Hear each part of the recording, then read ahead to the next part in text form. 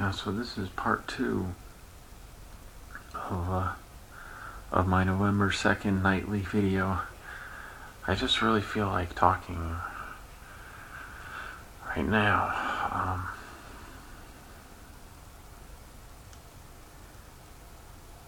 It's just I see the person that I could have become if none of this had happened, and it's so great.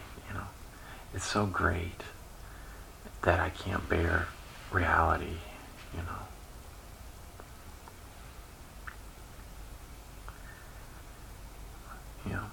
That's the truth.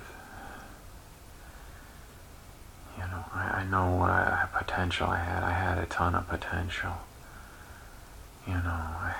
To be a great uncle, and you maybe get with Michelle or a girl and have a girlfriend, and that's where you really expand, is when you're with another person.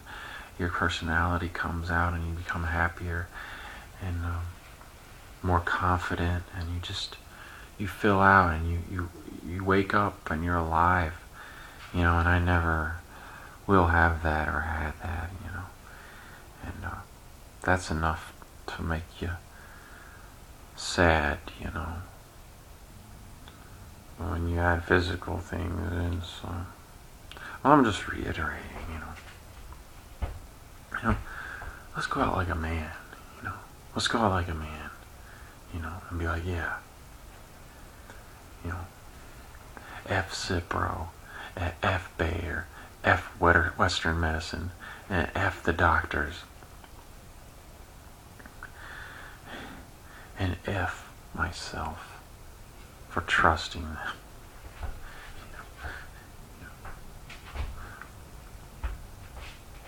Hold on a second. Let me get a drink of water.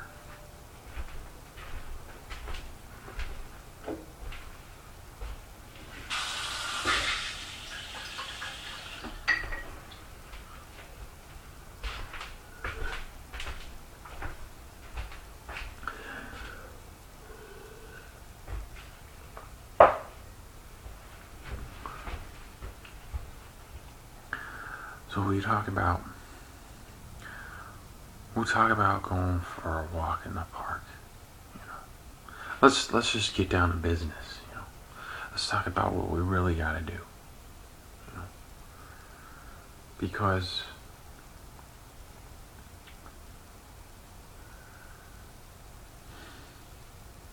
is it worth suffering and being an advocate for fluoroquinolone toxicity? Because what's going to happen is a doctor isn't going to say, oh yeah, you have fluoroquinolone toxicity syndrome. All your weakness and fatigue is due to the Cipro damage, and you think the government won't accept that, because they're the ones greased by Cipro and Bayer, like CiproIsPoison.com points out. They're not. You don't get Social Security disability for fluoroquinolone toxicity.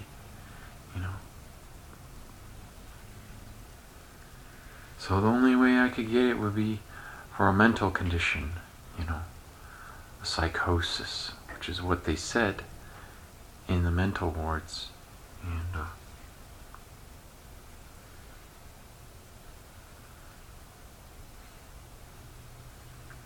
they said I had a psychosis. That's the only way I would get Social Security disability, or Lyme disease maybe. But they'll say, oh, that's treatable, Lyme disease isn't a disability, So basically what I'm saying is, my Social Security disability is probably going to get denied.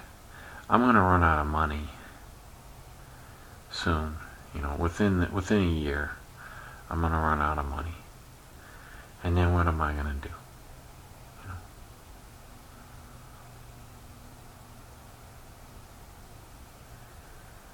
I get some money when my mom croaks.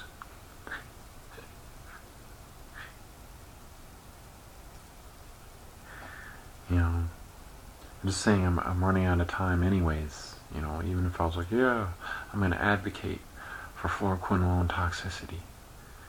You know.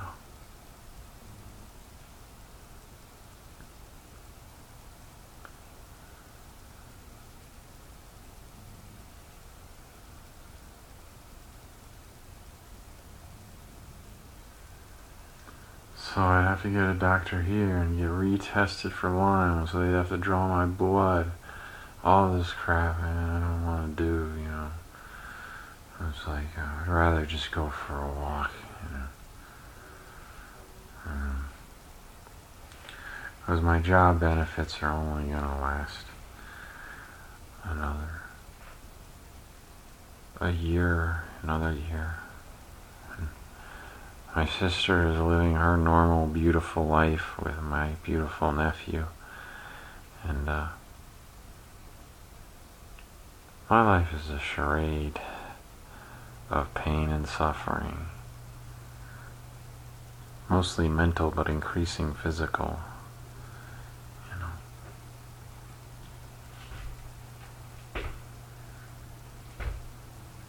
You know, as a man, you know, what Cipro takes from you is everything, because it takes your body away from you, you know. That's your alpha, you know, your alpha prize is your body and your strength and all these physical things that you can do. And, you know, even people in wheelchairs, even people in wheelchairs have more strength than people who have taken Cipro. You know.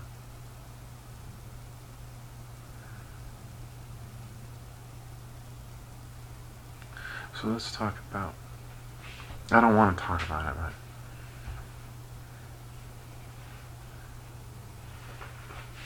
let's talk about going for a walk in the park.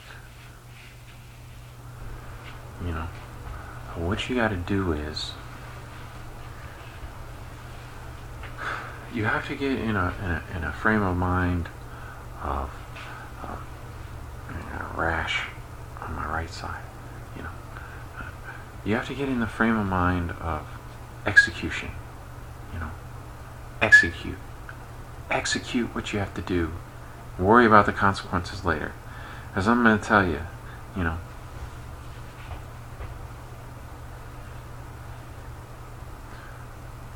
I'm going to tell you what happened.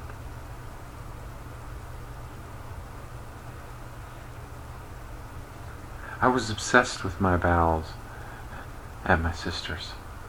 You know, I would hear noises in my stomach. I would be worried if I didn't go to the bathroom in a day or two, and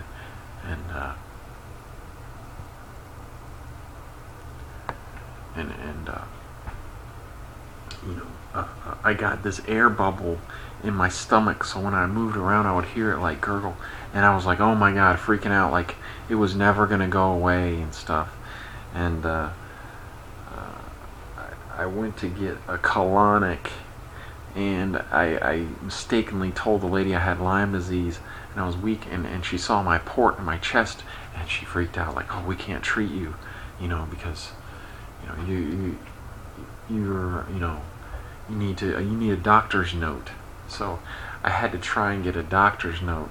I finally found a naturopath doctor that would write a note for me, and that only got me like one treatment at this other place, and the only reason the lady did it was because the naturopath got so much money from me that she agreed with the other lady to get her to do it. You see, it was like a scam deal, you know. So she gave me one colonic and said, oh, that's it, I'm not giving you any more colonics.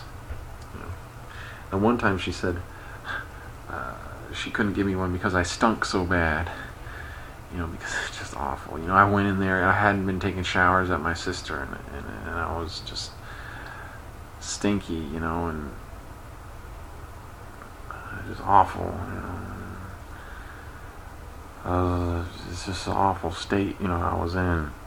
And so I went to a patient first, you know, care clinic to have them look at my air bubble. You know, I had x-ray and everything. They said, yeah, there's the air in your stomach.